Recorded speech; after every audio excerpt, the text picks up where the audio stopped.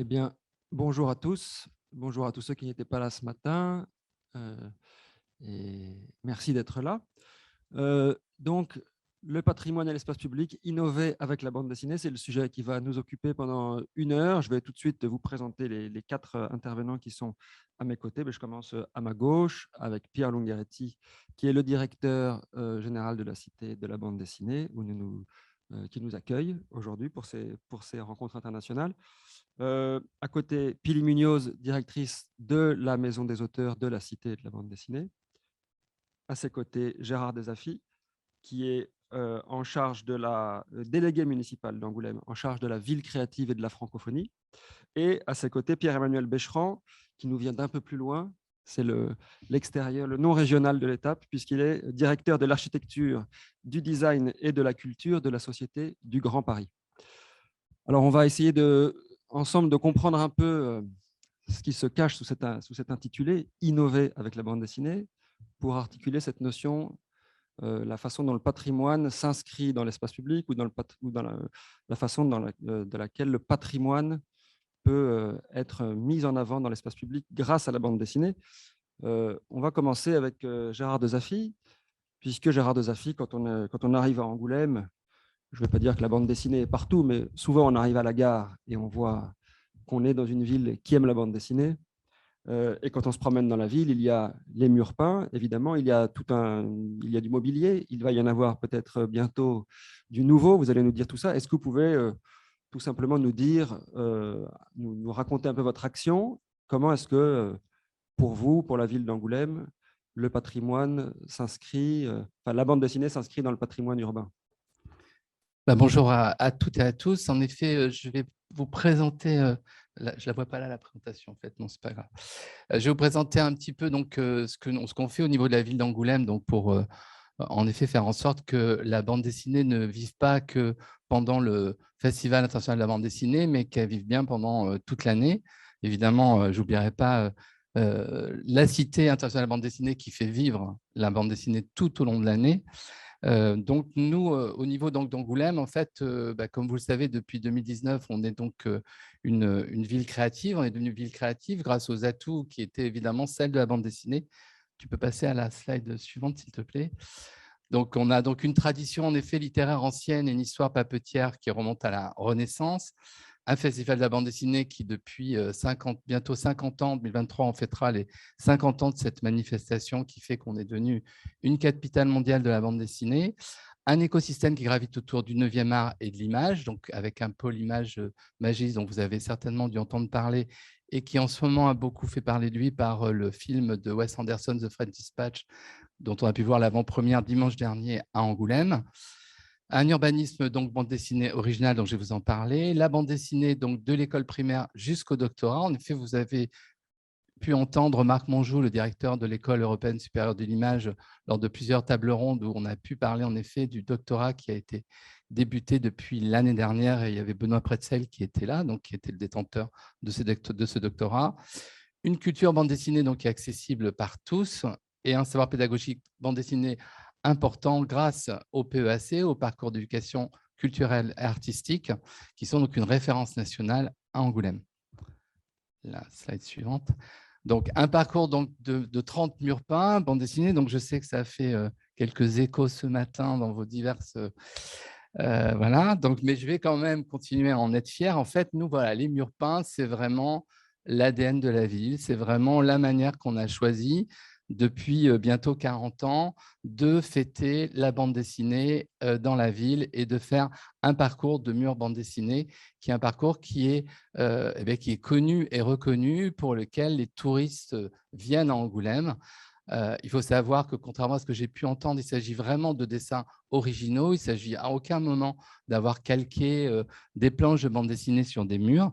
Et d'abord, ça a été les présidents donc, qui avaient été nommés par les anciens présidents du Festival international de bande dessinée. Donc, on a des murs Berberian, Isler, Bouc, Franquin, Margerin, De Crécy, Zep, Turf. On en a, donc on en a 30. Donc, en 2022, on fêtera les 40 ans de ces murs peints. Et ça fait vraiment partie de notre ADN. Donc, on pourra en reparler un peu plus tard, je pense. La slide suivante, s'il vous plaît. Donc, la BD est bien dans l'espace public aussi, du mobilier donc présent dans l'ensemble de la ville. Donc, comme vous pouvez le voir, on a des bus qui sont customisés, comme le bus Hugo Pratt. On a la chance que les ayants droit donc, de Goscinny nous aient offert l'obélix que vous pouvez voir donc, à la sortie de la gare, juste à côté donc, de Franquin. Les panneaux donc, des noms des rues qui sont des bulles, la passerelle d'Hugo Pratt avec la statue de Corto Maltese qui est un des endroits où les gens se prennent en photo très régulièrement. Et là, vous pouvez voir également, c'était lors du passage d'Audrey Azoulay, qui est donc la directrice générale de l'UNESCO, qui était venue nous rendre visite lors d'un des derniers festivals du film francophone à Angoulême. Il y a également les boîtes aux lettres qui sont de la Poste, qui sont customisées bande dessinée. Alors, ce n'est pas qu'on fait BD langue, on fait vraiment quelque chose qui soit vraiment fait en coordination vraiment avec le patrimoine de la ville. Je vais vous le présenter dans la planche suivante. Et également, il y a un endroit qu'on n'a pas vu, c'est les archives départementales que vous pouvez voir en montant donc, de la gare, qui se sont inspirées de l'archiviste de François Scuiten. Et pour un petit clin d'œil, je rajouterais que de plus, on a une monnaie locale qui vient d'être créée et qui s'appelle la Bulle, mais là, c'est juste pour un petit clin d'œil. Donc, comment ça se passe pour les élus de la ville de pouvoir décider de ce qu'il va y avoir comme bande dessinée dans l'espace public? Donc, on a créé une commission municipale pour les murs et les mobiliers urbains. Donc, on définit en effet les orientations de politique de murs et de mobilier urbain avec donc des critères d'éligibilité qui sont très suivis, des dossiers sur la localisation, sur le parcours, parce que comme vous pouvez le savoir, on est une ville d'art et d'histoire, on a le label Pays d'art et d'histoire. Je vois dans la salle l'architecte des bâtiments de France, Fabien Chasselas, qui est à nos côtés aussi dans cette commission. Donc, la commission examine et priorise toutes les candidatures qu'on peut avoir, et il faut vraiment qu'il y ait une cohérence de choix par rapport à notre territoire. Cette commission est composée des élus de la ville, les services de la ville, l'architecte des bâtiments de France dont je viens de vous parler, mais aussi les partenaires, donc le département avec un E, ce sera mieux, de la Charente, la Cité, Magis, enfin tous les partenaires, et le club UNESCO qui vient d'être créé également depuis un an, qui s'appelle KBD Angoulême. Donc, c'est lors de ces commissions que l'on peut vraiment décider de ce qui va se passer sur le territoire de cette ville, et rien n'est laissé au hasard, ne serait-ce qu'un mur peint, ce n'est pas fait simplement voilà, juste comme ça avec le dessin qui aurait été choisi. Il faut que ça s'ancre bien sur le côté urbanistique et patrimonial de la ville. Donc, on a des projets qui vont arriver dans les prochaines semaines. On a donc, de la même façon qu'on a eu donc l'obélisque qui avait été offert par les ayants droit de Goscinny, on a un menhir qui va arriver, qui va être placé aussi sur le parvis de la gare, qui nous a et donc été offert par les ayants droit Uderzo. D'ailleurs, pour la petite histoire également, on est assez heureux de voir les deux familles qui soient à nouveau réconciliées et qui vont inaugurer les deux murs, puisque donc on a eu un mur Goscinny qui a été fait pendant le confinement, pendant la pandémie malheureusement, qui n'avait pas pu être inauguré, et le mur Uderzo qui vient juste d'être terminé, que vous avez pu voir peut-être en marchant entre la cité et le centre-ville d'Angoulême, puisqu'on est vraiment, enfin, c'est sur le chemin des festivaliers. En fait, il y a des murs qui ont été faits spécifiquement sur le chemin des festivaliers, dont ce mur-là, ce nouveau mur Uderzo, qui sera donc inauguré au moment de l'édition 2022 du FIBD. On est en train aussi, vous pouvez voir une photo en bas et à droite, ça va être une fresque sur une friche qui a juste à côté, qui s'appelle la friche Barouillé, qui va être faite en street art par un collectif d'autrices angoumoisines. Un nouveau mur BD est prévu aussi par un collectif d'auteurs charentais. La cinématique routière Uderzo, donc comme vous pouvez voir le panneau que vous pouvez remarquer à l'entrée d'Angoulême, qui est plutôt sur les nationales. On a également pour projet de customiser les toilettes publiques. On va faire également 4 parkings qui vont reprendre alors, les thèmes de nos festivals, parce qu'on n'a pas que le festival de la bande dessinée, mais on a un festival qui prend de plus en plus d'ampleur, qui est le festival du film francophone. Donc, il y aura un parking qui va être customisé aussi des couleurs du festival du film francophone. Et on aura donc un parking qui va être fait donc, en bande dessinée et qui sera fait avec les dinosaures, parce que c'est aussi, de notre côté, on a aussi ça dans cette ville d'Angoulême et surtout dans ce département, avec les fouilles qui sont faites à Angeac, où on a vraiment les dinosaures qui nous prennent énormément de place aussi dans notre ville et qui vont être présents donc, dans ce parking. Et enfin, je terminerai par un concours international donc, qui va être monté sur la création d'un mobilier BD, donc avec les villes créatives design que sont Montréal et Grasse. Et donc, ce mobilier BD, on va le commencer par les bancs publics. Voilà ce que je pouvais vous dire sur tout ce qui peut se faire au niveau d'Angoulême et de la bande dessinée, tout en sachant que vous pouvez certainement difficilement le comprendre, mais les Angoumoisins nous disent que ce n'est pas assez. C'est-à-dire que pour eux, la bande dessinée n'est pas encore assez visible dans cette ville, malgré tout ce qu'on y fait. Eh bien, nul doute alors qu'il y aura des questions tout à l'heure sur toutes ces actions menées par la municipalité d'Angoulême. Pili Munoz, vous vouliez nous parler d'une histoire un peu plus en profondeur, j'allais dire, et nous emmener un peu loin dans les Pyrénées, parce que le patrimoine, ça peut être aussi le patrimoine immatériel, le patrimoine mémoriel, en l'occurrence la mémoire des deux guerres mondiales qui étaient un peu oubliées dans un coin des Pyrénées qui est la vallée d'Aspe et qui a été transmis et valorisé par la bande dessinée. Est-ce que vous pouvez nous raconter un peu pourquoi d'abord ce sujet vous a intéressé et puis nous raconter ce qui s'est fait là-bas? Oui, bonjour. Donc, c'est un projet qui a démarré en 2018 dans le cadre d'une commande publique, Mémoire en Vallée d'Aspe, qui est un projet en fait de création artistique qui intègre également des actions d'éducation artistique et culturelle. Donc, il travaille avec les habitants du territoire et notamment les jeunes, les enfants. C'est un projet qui a été porté, il faut vraiment le dire, par une communauté de communes et surtout une association qui s'appelle Mémoire d'Aspe, avec le soutien du ministère de la Culture, de la région Nouvelle-Aquitaine, de la Cité qui a été présente là et toutes les communes de la vallée d'Aspe. Voilà.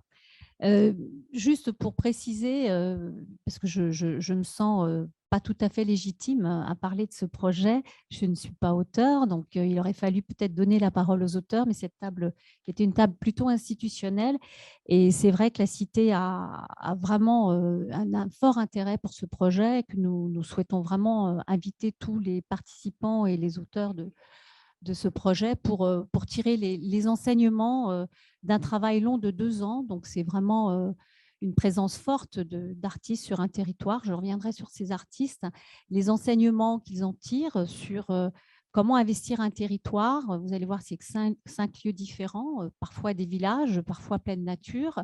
Le travail avec des habitants, comment ils ressentent que des artistes se saisissent de leur histoire collective. Voilà, donc on souhaite vraiment leur apporter un temps de débat dans les temps à venir, quand toute l'opération sera terminée. Voilà. Je pense que c'est important de le redire. Juste pour un petit peu refaire un peu de géographie, donc, comme Victor l'a précisé, la vallée d'Aspe, c'est en Haut-Béarn, dans les Pyrénées Atlantiques. C'est un territoire qui a été très fortement marqué par la Première Guerre mondiale, hein. Il faut savoir que pratiquement dans beaucoup de villages, pratiquement tous les jeunes sont partis en 14 et ne sont pas revenus.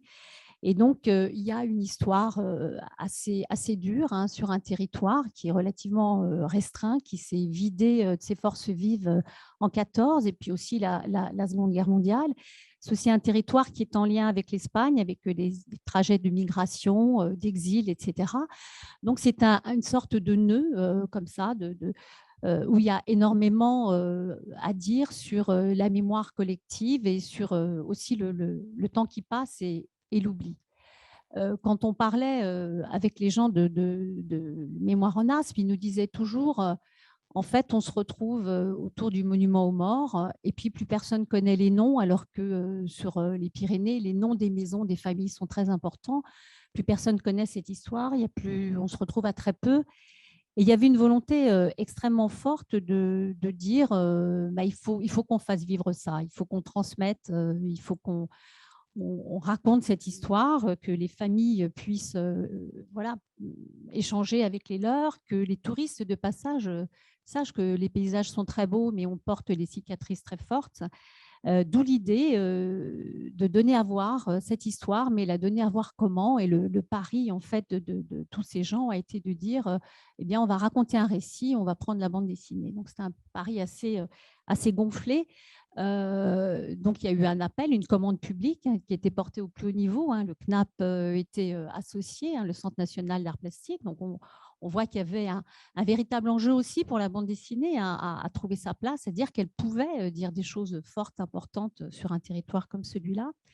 On a fait donc un appel à projet, on a eu pas mal de réponses et c'est amusant parce que beaucoup des réponses qui nous ont été apportées étaient en écho avec tout ce que vous avez échangé pendant ces 2 journées, c'est-à-dire la question de comment on raconte en bande dessinée quand on n'est plus sur un support livre, la question du patrimoine, de l'histoire, la question de la transmission. Donc, toutes ces questions aussi que vous avez évoquées ce matin, c'est-à-dire quand on expose, ou les autres jours, quand on expose de la bande dessinée, comment est-ce que, pour reprendre l'expression de Christian Rosset, est-ce que ça tient le mur ou pas, quoi? Est-ce que ça marche ou pas? Quand est-ce que ça marche? Quand est-ce que ça ne marche pas? Et pourquoi? Et là, ça se posait particulièrement, évidemment, pour raconter une histoire comme celle-là. Donc, on va peut-être avancer juste une image déjà pour avoir une idée. Donc, quand je vous disais, on a reçu des dossiers. Dans ces dossiers, on n'y était pas parce que pour la plupart, il y avait des choses extrêmement intéressantes, passionnantes, mais c'était encore de la bande dessinée. Alors, certes, pas sur panneau, mais on n'était pas loin du livre. Et se posait toujours la question de on va raconter quelque chose, mais peut-être pas sous la forme d'un livre, ça ne va pas marcher.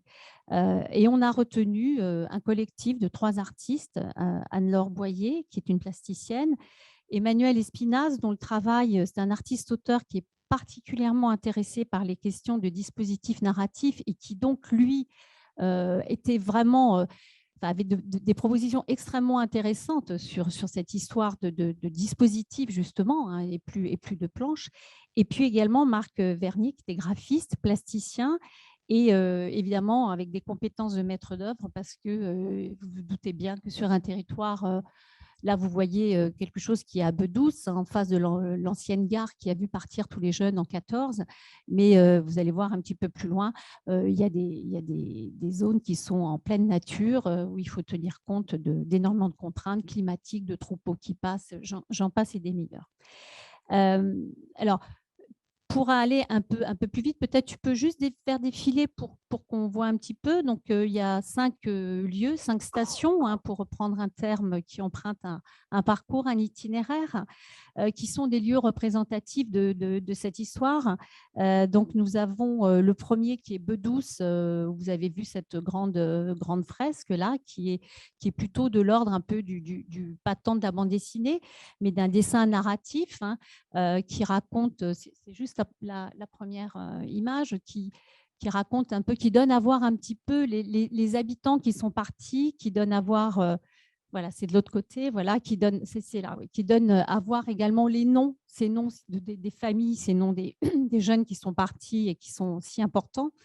Donc là, l'idée, c'était vraiment d'offrir un panorama. C'était le début de ce parcours, donc une vue d'ensemble où les gens pouvaient croiser les histoires, aussi bien les histoires du village, aussi bien les tirailleurs qui sont venus, aussi bien les réfugiés espagnols, aussi bien les passeurs, aussi bien les gens qui ensuite seront impactés au niveau de la Seconde Guerre mondiale. Donc c'était ce travail avec déjà une idée de recto verso, de lecture un petit peu multiple derrière le chemin de fer, qui est un symbole très fort dans la région. C'est lui qui a amené les jeunes, c'est lui qui était le point de liaison entre la France et l'Espagne. Les gens étaient, quand ça a été inauguré, les gens étaient très heureux, et puis tout s'est cassé la gueule. 6 mois après, on a embarqué les gamins qui sont parvenus. Donc voilà, c'est une histoire vraiment terrible. Donc voilà, il y avait cette idée pour ce travail-là. Pour la suite des travaux, vous allez voir, on est dans d'autres lieux. La question des réfugiés, il faut savoir que la vallée d'Aspe a accueilli les réfugiés des Vosges quand ils n'ont plus de logement, quand tout a été dévasté. Donc l'idée d'un parcours autour des réfugiés, des migrations, donc là, une nouvelle façon d'exposer la bande dessinée, de réfléchir au narratif, à la succession de récits. Un petit peu plus loin, si on continue, vous allez voir là, la question de la frontière, de l'exil, des passeurs, donc à partir d'une histoire familiale, c'est-à-dire 3 personnes qui sont mortes, 3 passeurs, un père pendant la Première Guerre mondiale et ses 2 fils ensuite dans la Seconde. Voilà, donc là, vous avez une carte, si vous la regarderez, vous pourrez la regarder un petit peu plus près. Il y a un site qui s'appelle Mémoire d'Aspe qui montre tout ça, qui montre vraiment tout ce qui s'est joué sur cette frontière, sur ce territoire, avec l'idée d'une carte, un autre type de narration. Comme vous l'avez peut-être vu, il y a des QR codes qui renvoient à des éléments beaucoup plus complets, etc. Donc, il y avait aussi cette notion d'histoire avec cette association. Toujours le lien avec les habitants, un travail avec Étienne Robial sur le graphisme, la maquette également. Là, je vous ai mis une image pour vous donner un petit peu une idée de comment les choses ont été pensées. Voilà. Et puis des questions, avant de donner la parole à mes voisins, des questions aussi très précises sur la question de la narration. Je voudrais qu'on s'arrête un tout petit peu sur ces questions-là. Là, vous avez 2 exemples. Vous avez un exemple sur le mur du cimetière. Là, on est à Edius, où il y a eu, si tu peux revenir, merci, où il y a eu des poilus en 17 qui ont manifester le fait que leurs conditions étaient inacceptables et qui évidemment ont été fusillés. Et donc là, j'ai échangé avec Manuel Espinas qui a travaillé sur ce dispositif, cette proposition. Et là, on voit bien que la question de la narration, elle est centrale, c'est-à-dire que vous avez des tas de fils, des tas d'entrecroisements qui racontent quelque chose, une histoire au centre, mais aussi sur les côtés.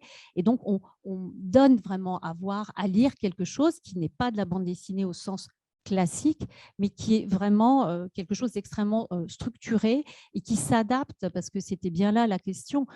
Quand vous êtes sur un territoire comme celui-là, vous avez la question de la distance, de la position du corps, de votre type de lecture, etc. Comment vous accrochez le regard. Enfin, ça, c'est des choses qui se posent dans une planche, mais qui se posent aussi, évidemment, dès que vous investissez l'espace public.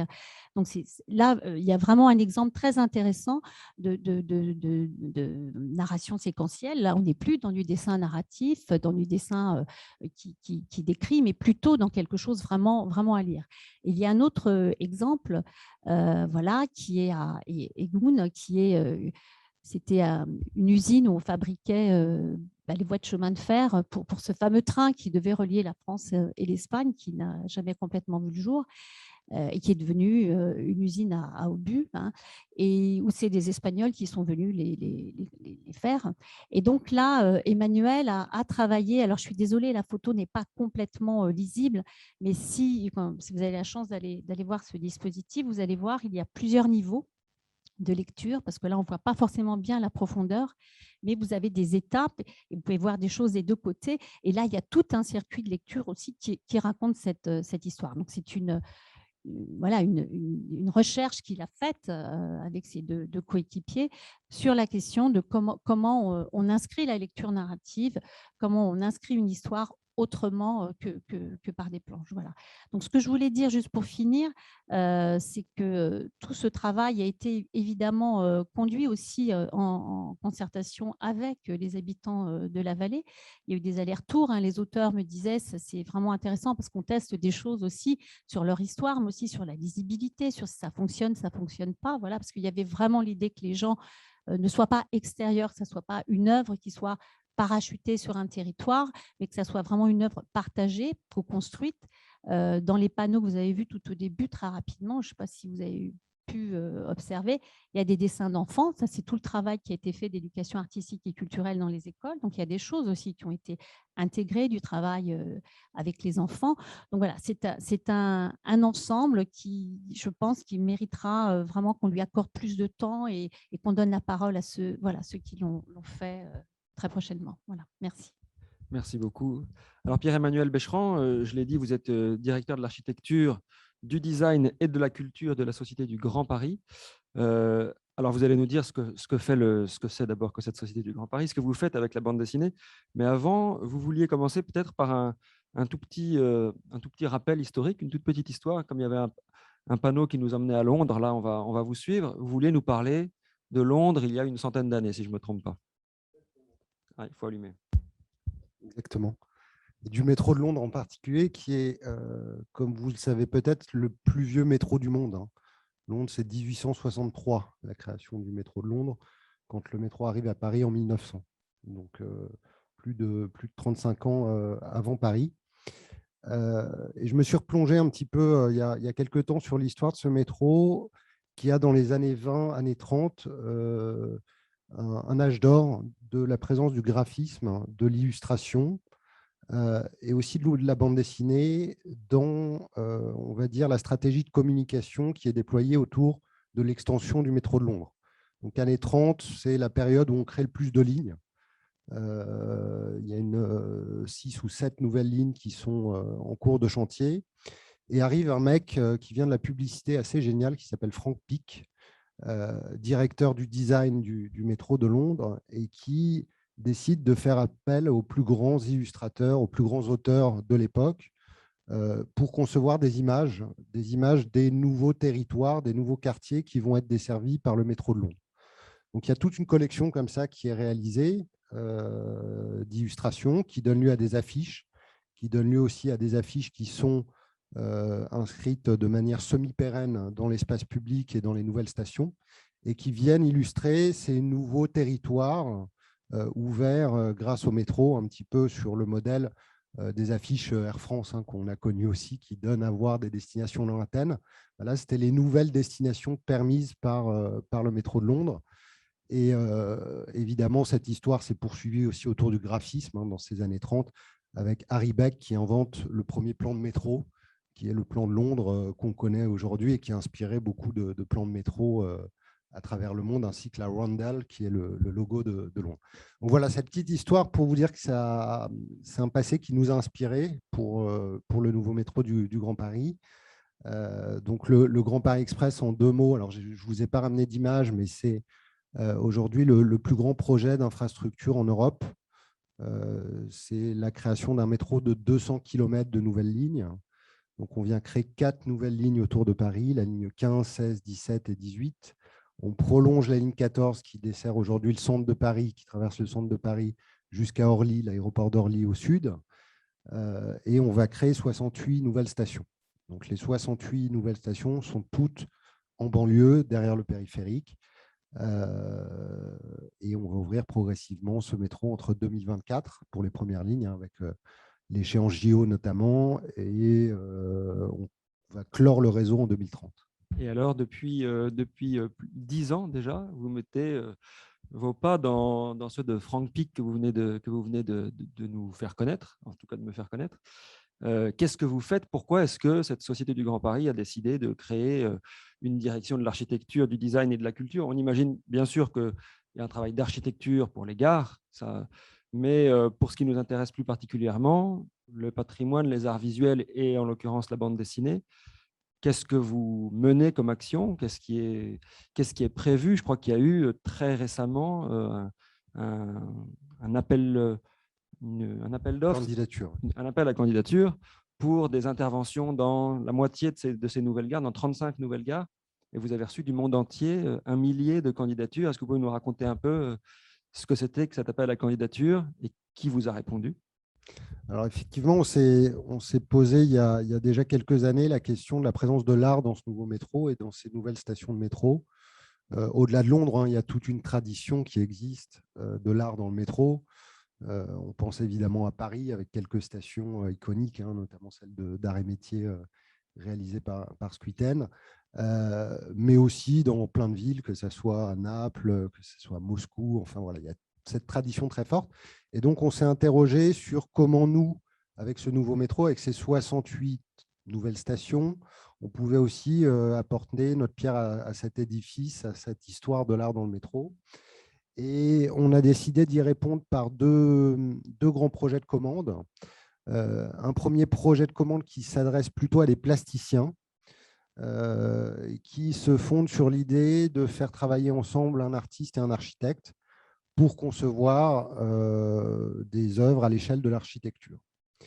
Et puis, une deuxième volet de commande qui est là exclusivement ciblée aux disciplines des arts graphiques, donc la bande dessinée, l'illustration, le dessin de presse, qu'on a imaginé avec Rudy Bor, qui est notre designer graphique, qui travaille notamment sur l'identité visuelle des stations et puis la signalétique dans les stations, avec qui on a décidé de lancer un grand appel à candidature pour désigner là aussi un auteur-illustrateur par station, pour là créer de grandes fresques sur les quais.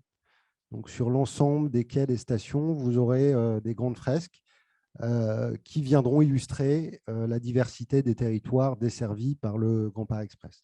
Donc là aussi, petit clin d'œil à cette commande dont je parlais d'illustration de Londres dans les années 30.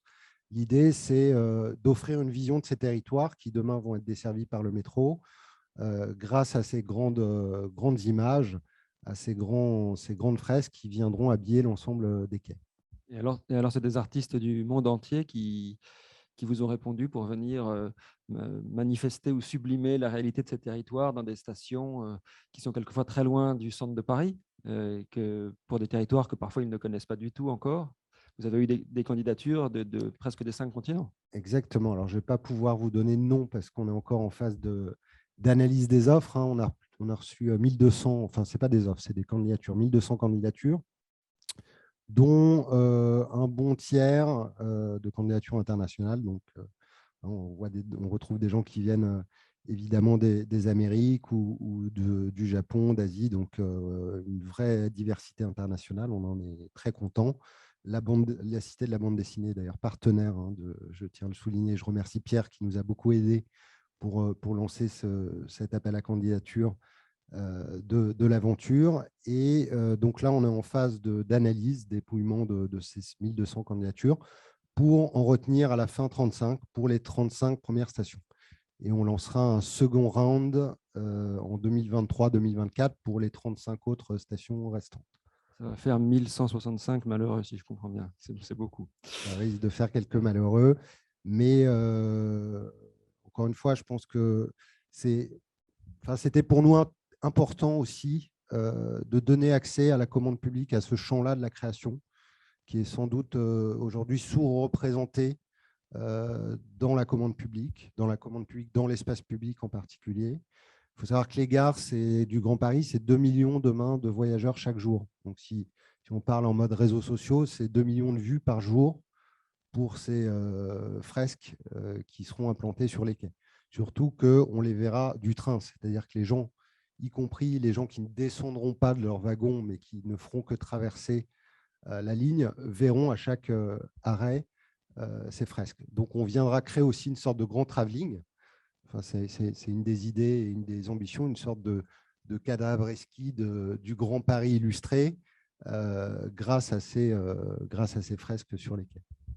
Alors, Pierre Lungheretti, puisque vous êtes un soutien de cette initiative, je ne vais pas vous interroger spécifiquement là-dessus, mais peut-être, je vous donne la parole en dernier, peut-être vous pouvez nous dire un peu, tout simplement, quelle est l'action de la Cité pour articuler ces notions de patrimoine, d'espace public, de transmission, et aussi, puisque on n'a pas encore beaucoup parlé de ce mot, même si tout ça, c'est des choses de création, mais l'innovation. Comment est-ce que la bande dessinée peut nous permettre ou permettre aux institutions, aux territoires d'innover dans le rapport entre le patrimoine et l'espace public?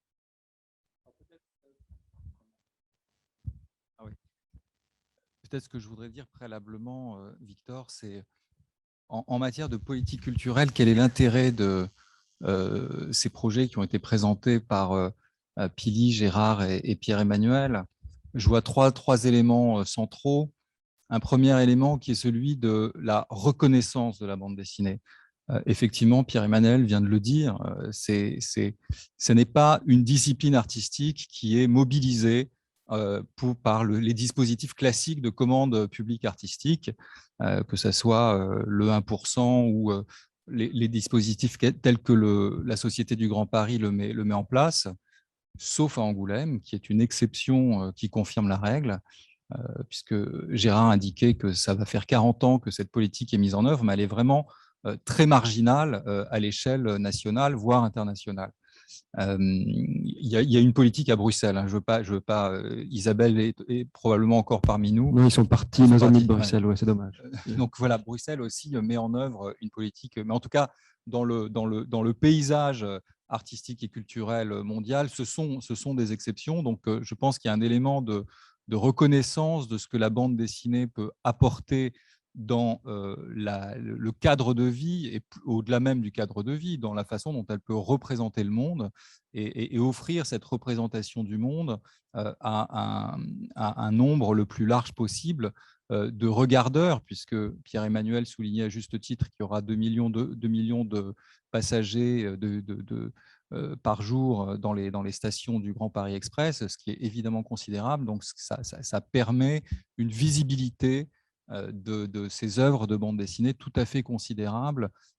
Et je crois qu'il faut en avoir conscience et essayer de, en tout cas nous à la Cité, pour exprimer notre souhait à la Cité, notre action, on souhaite et on s'efforce de s'inscrire et d'être une force motrice pour développer des commandes publiques artistiques avec la bande dessinée dans l'espace public, notamment, mais pas que dans l'espace public, dans d'autres types de dispositifs.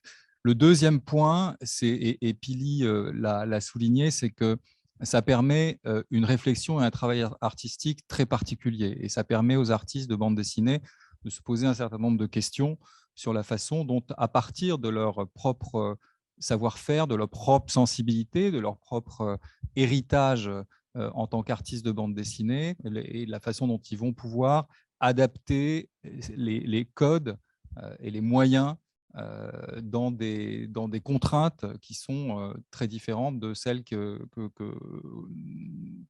ont avec le livre. Et là encore, on a pu voir avec ces artistes-là et avoir des témoignages sur tout l'intérêt que ça peut représenter de faire ce travail d'adaptation, de réflexion, d'approfondissement et d'avoir aussi un regard sur leur propre pratique qui est questionné par ces supports qui sont différents, et puis la façon de s'adresser différemment, non pas à des lecteurs, mais à des regardeurs qui seront ceux qui se promèneront ou qui fréquenteront l'espace public.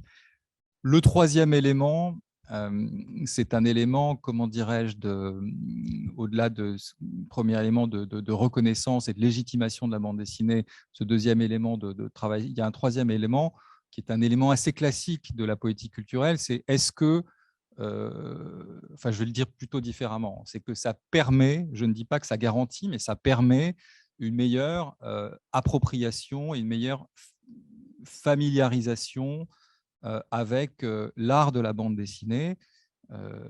C'est pas si simple. Hein. Malraux croyait à la théorie du choc artistique, et Pascal Horry connaît ces choses bien mieux que moi. Ça n'a pas marché, enfin ça ne suffit pas. Ça peut marcher, ça a marché avec Malraux, c'était sa propre expérience, mais ça ne marche pas pour tout le monde. Mais en revanche, ce que permettent ce type de projet, c'est ce que ont indiqué Pili et Pierre-Emmanuel et Gérard, c'est que ça permet le déploiement d'actions de médiation, d'actions éducatives autour de ces œuvres qui, en plus, vont être pérennes. Il y a aussi cet élément-là que je trouve très important, c'est qu'elles deviennent la matière même du tissu urbain et avec une forme de continuité. Et elle marque aussi un moment historique. Et c'est pour ça que je trouve à la fois l'opération, enfin les trois opérations qui ont été détaillées extrêmement intéressantes, et particulièrement l'opération de la Société du Grand Paris par son ampleur, qui est très différente dans ses modalités de celle des Murs Peints, qui s'inscrit dans une continuité, alors que l'opération du Grand Paris, c'est à un moment donné ça va proposer un état de ce qu'est devenu l'art de la bande dessinée, c'est-à-dire un état de vitalité créative, de diversification esthétique absolument considérable, qu'on connaît depuis maintenant plus d'une vingtaine d'années, et que ça va laisser une trace de ce moment historique. Et ça, je trouve que c'est à cet égard une opération tout à fait exceptionnelle et tout à fait importante pour donner à voir ce qu'est devenu l'art de la bande dessinée, en plus à des échelles nationales et internationales, ce qui va permettre aux Franciliens d'avoir un panorama très très large de la réalité de l'art de la bande dessinée. Alors, Pierre-Emmanuel Becheran, un petit mot pour rebondir directement sur ce que vient de dire Pierre Lungheretti. Donner aux Franciliens et puis au monde entier un panorama de ce que devient la bande dessinée, avec ce paradoxe, c'est le deuxième point que Pierre a abordé, que la bande dessinée, quand elle s'inscrit dans l'espace public, se fait quelque part autre chose que de la bande dessinée, puisque la bande dessinée, c'est un art, c'est un langage, mais une bande dessinée, c'est aussi un objet, c'est aussi un livre. Et là, la bande dessinée sort de ses pages, sort de son livre pour devenir monumentale, pour devenir des fresques, en l'occurrence. Comment est-ce que vous réfléchissez dans ce moment précis où vous étudiez ces candidatures? Comment est-ce que vous réfléchissez sur l'image que va donner cette opération à la bande dessinée? Est-ce que vous avez ce souci de savoir ce que vous donnez à voir de la bande dessinée pour les siècles, enfin non, les décennies en tout cas, peut-être les siècles, le métro durera longtemps, mais à venir, c'est aussi une photographie en effet de la création de la bande dessinée aujourd'hui, en Europe, dans le monde, mais hors du livre. Alors, je pense qu'il y a au moins 4 forces qui font que la bande dessinée dans un métro ou dans un espace public devient autre chose que dans du papier. La première, c'est le mouvement, c'est-à-dire que le regardeur va être en mouvement. Alors, qui plus est dans un métro, où les gens circulent, où les trains vont passer, etc. Donc, que produit le mouvement par rapport à l'image? Que produit le mouvement par rapport à la narration quand il y en aura? Ça, c'est le premier facteur. Le même facteur, c'est l'échelle. Évidemment, on n'est pas sur l'échelle du papier. On est sur des fresques, en tout cas sur notre commande bien plus importante. On est à peu près sur 50 mètres carrés de fresques par station, donc fois 68. Ça vous montre l'échelle aussi de cette commande. Et ce changement d'échelle par rapport évidemment aux planches et au papier induit forcément aussi quelque chose, fait forcément quelque chose sur le travail qui va être réalisé. Troisième paramètre, c'est la pérennité. Pierre en a parlé, là aussi. On a pensé ces projets pour rester et durer dans le temps. Alors, comment une œuvre traverse le temps, voilà, ça pose aussi beaucoup de questions. On sait aussi que ces œuvres vont venir dater une époque, dater une période de la création. Et puis, dernière force, je dirais que c'est celle du territoire. Qu'est-ce que fait à un moment donné aussi le territoire à la bande dessinée et que produit la bande dessinée pour le territoire? Et là, on est aussi convaincu que le regard des auteurs, des illustrateurs, des artistes permet de créer de l'imaginaire du territoire, de la représentation, permet aussi de dessiner une sorte de carte mentale du Grand Paris, surtout, je dirais, dans le Grand Paris, dans des territoires de banlieue qui souffrent parfois d'un manque de représentation, d'un manque d'identité. On espère que ces œuvres, en tout cas, vont venir créer aussi ces imaginaires, ces représentations. On a tous en tête les cartes postales de Paris. Ces œuvres seront sans doute aussi des cartes postales du Grand Paris de demain. Et un hommage à la banlieue aussi et à sa richesse, qu'elle soit culturelle, architecturale ou patrimoniale. Gérard de Safi, je voulais vous demander pour vous, ici à Angoulême, tout simplement, comment est-ce que c'est pensé? Vous nous avez parlé tout à l'heure de la commission que vous aviez réunie avec l'architecte des Bâtiments de France qui est dans la salle, je crois. Dans cette opération des murs peints d'Angoulême qui a 40 ans, par exemple, on ne se pose pas aujourd'hui les mêmes questions qu'il y a 40 ans. Nos amis de Bruxelles qui ne sont plus là me confiaient, par exemple, tout à l'heure qu'à Bruxelles, il y a 78 murs peints, je crois, et que 30 d'entre eux ont été récemment attaqués ou dénoncés comme véhiculant des stéréotypes, stigmatisant des minorités, donnant une image dégradée de la femme, par exemple. On ne va pas citer les artistes qui ont fait ces murs. Et donc, il y a tout un travail aujourd'hui à Bruxelles de remise en contexte pour essayer de faire comprendre au public, alors ce sera avec des QR codes, avec des dépliants, de faire comprendre le contexte historique, culturel dans lequel ces fresques ont été peintes, ou ces murs ont été peints. À Angoulême, je ne crois pas que vous soyez trop inquiétés, j'espère pas, je ne vous le souhaite pas. Mais en tout cas, aujourd'hui, quand on décide de faire intervenir un artiste sur un mur, comment est-ce que, quelles questions est-ce que vous, en tant que ville, en tant que commanditaire, vous vous posez? Là, en effet, on est face à un vrai sujet de société, puisque le dernier mur, ça a été le mur Uderzo, et après être sorti, donc tout de suite, on a eu un collectif, le collectif du 8 mars, je crois, qui est sur Angoulême, qui donc a mis en avant le fait que deux personnages féminins, et qui étaient un peu sur des passages féminins, on va dire, voilà, qui étaient dégradés quoi, par rapport à l'image de la femme qu'on doit avoir, etc. Donc, c'est un vrai problème, en effet. Donc, moi, la réflexion que j'ai, c'est de me dire, OK, mais est-ce que les personnages masculins qui sont sur cette même fresque sont aussi beaux que ça? Je ne crois pas. Je ne crois pas qu'Alain Delon fasse partie de ces… Par exemple, par rapport au… Donc, c'est vrai qu'on a un vrai travail à faire là-dessus. Qu'en effet, j'en ai discuté justement donc avec les personnes de Bruxelles qui étaient là hier soir. Donc, c'est vrai que c'est un vrai sujet sur lequel il faut vraiment qu'on regarde de près, et certainement sur les prochains. Je ne pense pas que sur nos murs, sur les 40 murs qu'on a, sur les 30 murs qu'on a, on ait de ce souci-là. On a eu ce souci sur celui du Derzo, mais qui, franchement, a fait un tout petit buzz. C'est-à-dire qu'en effet, il y a eu cet article, il y a eu dans les réseaux ce collectif, et tout de suite, ça a été terrible pour elle aussi, dans la mesure où, en effet, la comparaison était vraiment compliquée.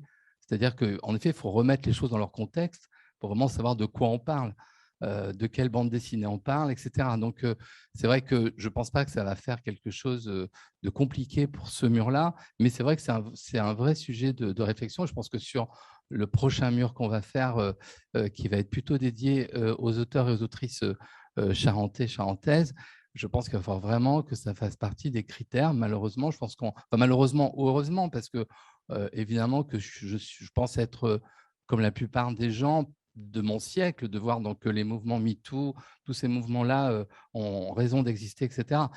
Après, c'est une vraie question de société, et je pense qu'il ne va pas falloir qu'on y réponde d'une façon, d'un détournement de phrase. Il va falloir vraiment qu'on mette des critères dans nos prochains murs, et si jamais un de nos murs portait préjudice à qui que ce soit, il faudra vraiment qu'on en discute ensemble. Merci beaucoup. Alors, je ne sais pas du tout, je n'ai pas malheureusement avec moi de montre. Je ne sais pas si on est en retard ou en avance. 0. Il reste 0 minutes? Il reste 18 minutes? 12 minutes? Eh bien, peut-être que alors on peut passer aux questions de la salle, si jamais il y en a parmi vous qui ont des questions sur ce dernier sujet abordé ou sur d'autres.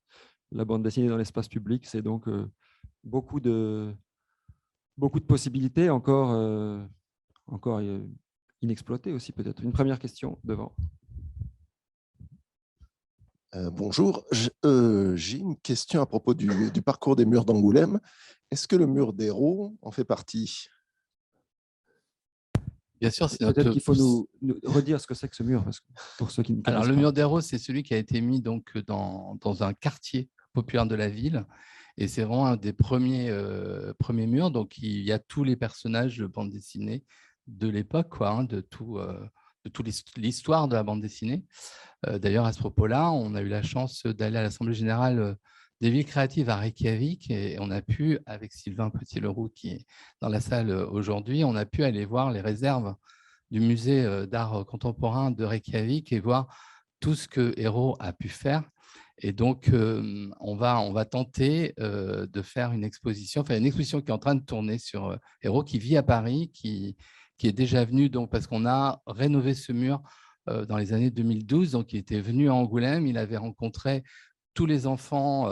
On avait fait une grande fête avec des enfants. Il avait été excessivement touché par la rénovation de ce mur, qui est en plus un mur assez grand. Je ne me souviens plus du mètre carré de ce mur, mais il est très, très grand et très, très beau.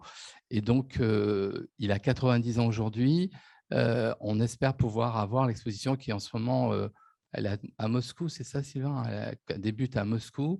On espère bien l'avoir sur le territoire d'Angoulême après. Et donc, ça fait partie des murs qui font en effet partie du parcours. Ce parcours, donc il y a une application, ce que je n'ai pas dit tout à l'heure, c'est qu'en effet, les touristes, quand ils viennent à Angoulême, ils ont deux applications, une application pour les itinéraires patrimoniaux et une application pour les murs peints. Il faut savoir que c'est l'application des murs peints qui a le plus de succès, même si on a réussi, grâce aux gens qui travaillent donc à l'office de tourisme, de pouvoir faire en sorte que cette visite puisse être faite, évidemment, avec tout ce qui est du côté patrimonial de la ville. Donc, c'est vraiment devenu quelque chose d'important parce que les gens se prennent en photo devant ces murs peints. Alors, on ne va pas reparler de la question de l'art. Est-ce que c'est de l'art? Est-ce que ce n'est pas de l'art? En tous les cas, moi, en tant qu'élu, ce qui me touche le plus, c'est tout ce qui peut être fait avec les écoles de la ville et qui font que, justement, les enfants puissent aller voir toutes ces œuvres. Et on n'a pas que Astérix, on a plein d'autres œuvres, donc qui sont pas tous du même niveau, pas tous de la même facilité d'accès. Et si sur les classes que l'on peut emmener voir et qu'il y a une médiation là-dessus, on peut faire en sorte que ces enfants se mettent à lire des bandes dessinées, pour moi, ce sera gagné. Ça fait partie du succès que l'on a sur ce parcours des murs peints. Est-ce qu'il y a une autre question? Merci pour cette. Merci pour. Je peux essayer? OK, merci. Merci pour la présentation. Et ça renforce un peu l'idée que j'avais de la puissance de la bande dessinée. Et elle me dit quelquefois que peut-être on peut être ici entre nous dans une forme d'entre-soi. Je me rends compte que ça va vraiment au-delà lorsque je vois, par exemple, le rôle que les affiches dessinées ont eu dans la propagande. Par exemple, je parle de l'époque coloniale, la force des images, sans rentrer dans le côté éthique ou bien moral de la question, mais vraiment la force qu'a l'image à imprimer en nous des concepts. Et en général, mais aussi la bande dessinée, parce que pour moi, avec la bande dessinée, il y a un filtre que l'image réelle n'a pas. Dans mon exemple personnel, il m'est arrivé comme directeur de publication d'un média à Paris de travailler sur les migrants. Je venais avec ma caméra, il ne voulait pas être pris en photo. Mais lorsque je venais avec mon carnet de dessin, tout le monde me demandait on veut un portrait. Et du coup, ça me permettait de réfléchir sur le statut même de l'image dessinée. Il y a quelque chose en plus qui va au-delà. Il paraît que l'œil de la caméra qui peut être froid, comment dire ça, pousse un peu les gens. Et avec le prisme de l'art, de la création derrière, quand même, il y a quelque chose qui est plus acceptable. Et je ne sais pas si vous avez réfléchi sur ces questions quand même de statut même de l'image de bande dessinée. Par exemple, il y a les questions de la mémoire qui a été évoquée, il y a les questions de l'espace, de la BD qui n'est plus BD dans l'espace public. Mais c'est vraiment, les images en nous disent des choses que souvent la parole ne dit pas, ou très souvent la parole qui trahit même nos pensées, parce que souvent avec les paroles, on ne réussit pas. Souvent, moi, je suis plus efficace avec un dessin. Il m'arrive très souvent d'être plus efficace avec un dessin que la parole. Je voulais savoir, donc, vous, si vous avez, bon, je sais que vous êtes conscient de cette force, sinon vous ne serez pas là, mais je sais à quel point, quand même, vous vous rendez compte, vu les exemples que vous avez donnés, quand même, par exemple, pour la propagande coloniale, c'est rien, même pour la publicité, parce que je me suis retrouvé à acheter les choses, je me suis demandé pourquoi j'ai acheté ce truc, pourquoi j'ai acheté. Alors, c'est la pub, c'est l'image, c'est quoi? Donc, et dans ça, quelle est la force même de l'image dessinée selon vous? Voilà. Qui est-ce qui veut répondre? Pierre, peut-être, sur cette question du dessin qui révèle. Moi, je veux bien tenter des éléments de réponse sur cette force de l'image et de la bande dessinée, puisque on est confronté à ce succès de la bande dessinée. On le voit quand on a lancé la généralisation du pass culture, a montré que 80% des achats se faisaient pour de la bande dessinée et notamment du manga. Je pense qu'il y a une force particulière de l'image dessinée dans un monde où prolifèrent les images, où on est confronté à un flux d'images qui sont omniprésentes. Et je pense que les images dessinées sont une ouverture vers l'imaginaire, vers la poésie, vers une perception du monde, une représentation du monde qui, dans cet océan d'images indifférenciées, nous propose des représentations qui nous touchent, qui nous font aussi réfléchir. Et par rapport à ce que dit Gaspard sur ces questions et sur ces questions d'héritage et de cancel culture, puisque c'est le sujet est là, je trouve que la meilleure des réponses, c'est non pas de faire une espèce de purification qui me fait penser à ce que l'Union soviétique faisait disparaître de certaines photos des personnages gênants ou qui nuisaient au régime en place. Je pense que le véritable enjeu, c'est de créer des conditions d'un esprit critique, d'une réflexion critique pour pouvoir appréhender comme il se doit ces images, cet héritage culturel, les conditions culturelles dans lesquelles elles ont pu être produites, plutôt que de faire disparaître et d'opérer une forme de purification. Donc, le sujet global, au fond, c'est que ce travail autour des images de bande dessinée, des images dessinées, permet, je pense, en tout cas, nous, c'est ce qu'on s'efforce de faire à la Cité en lien avec la ville d'Angoulême ou en lien avec des initiatives comme celle de la Société du Grand Paris, de mettre en place un accompagnement de médiation, d'éducation, de réflexion autour du sens des images, de ce qu'elles peuvent porter, des significations qu'elles contiennent et des conditions dans lesquelles elles ont été construites.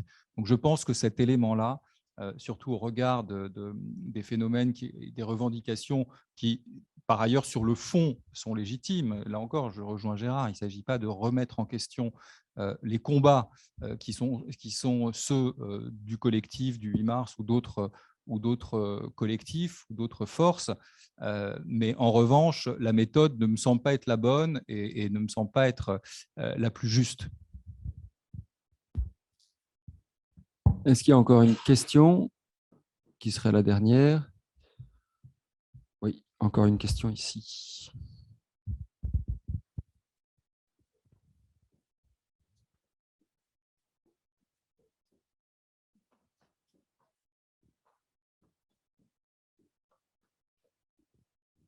Oui, merci à tous pour ces contributions et merci aussi à Gaspard.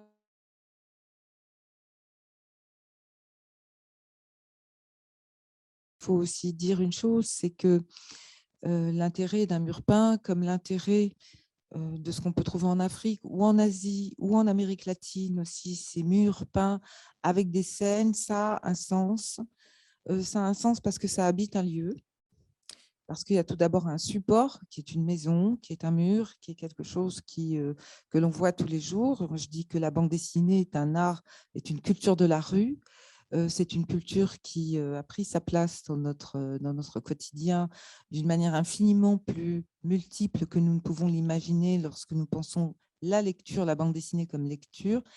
Et je voudrais rappeler en ce sens que la conférence de Marie-Josée Mondzin sur le sujet dit bien que la bande dessinée, ça relie. Ça ne relie pas seulement l'image à une idée, ça ne relie pas seulement l'image à une narration que nous partageons, mais ça nous relie entre nous aussi. C'est quelque chose qui fait sens pour nous. Et donc l'image dans l'espace public, et c'est ce que la figuration narrative a compris, et c'est pour ça que Hérault et d'autres, Eddie Rosa, etc., on fait toujours des grands tableaux le plus possible. C'est parce que le côté monumental de l'image, nécessairement, parle au collectif et qu'elle dit quelque chose de ce que c'est que l'environnement du collectif comme partie du collectif lui-même. Et donc, c'est une façon aussi de faire sens dans un espace où nous évoluons tous les jours. Et c'était tout donc la question, c'est quand on construit un mur, enfin quand on peint un mur, comment est présenté à l'artiste l'importance du support, l'importance du lieu où va avoir le mur. Je veux dire, au-delà même de l'idée qu'il y a une surface suffisante pour faire une image. Hein. Quelle est finalement la manière dont on lui demande de tenir compte de l'espace précis où cette image va être positionnée. Je pense par exemple, bien sûr, à Skuten avec les archives départementales et ce grand dessin, mais on peut penser aussi au dessin Goscinny dans la rue Goscinny. Alors d'abord, ça débute par un habitant d'Angoulême qui va demander à ce que son mur puisse faire l'objet donc d'une création d'un mur peint. Donc déjà, on va avoir une demande des habitants d'Angoulême et on répertorie en fait le lieu. Donc après, le lieu, c'est qu'on essaye de faire en sorte que ce soit un lieu qui soit visible, que ce soit dans un quartier qui puisse, que ce mur puisse rayonner à cet endroit-là. Et après, si celui qui va être choisi pour faire le dessin, on va évidemment le mettre en situation, c'est-à-dire faire des photos de tout l'environnement de ce mur pour que le travail qui soit fait au niveau du dessin soit fait aussi de manière urbanistique, de manière patrimoniale, pour que tout soit bien pris en compte. Et après, donc, une fois que tout ça a été fait, enfin, voilà, donc après, il va proposer son dessin et ça va passer à la commission. Et c'est là où, en effet, on va voir souvent d'abord en commençant à travailler avant parce que donc il faut après qu'on dépose une demande préalable pour faire ce chantier. Avant qu'on fasse ça, évidemment, c'est pour ça qu'on a créé cette commission. On en parle d'abord avec l'architecte des Bâtiments de France déjà en amont pour que justement on puisse pallier à toutes les remarques qu'il va pouvoir y avoir et que ça puisse vraiment s'inscrire d'une manière patrimoniale et urbanistique sur ce quartier. J'ai répondu à ta question. Bon, mais je crois qu'il est l'heure de s'arrêter. Piliminos regrettait au début qu'il n'y ait pas, que ce soit une table, enfin regrettait, que ce soit, en tout cas remarquait que c'était une table ronde un peu institutionnelle. Donc je pense qu'il faudrait prendre rendez-vous une prochaine, peut-être pour l'année prochaine, avec des artistes qui travailleront pour le Grand Paris ou pour les prochains murs peints, les artistes angoumoisins qui vont faire les prochains murs peints pour que, de leur point de vue, on puisse un peu savoir aussi comment est-ce qu'ils prennent ça en charge, quelles questions ils se posent. Je pense qu'il y aura là une parole intéressante à entendre. Voilà, merci beaucoup à tous.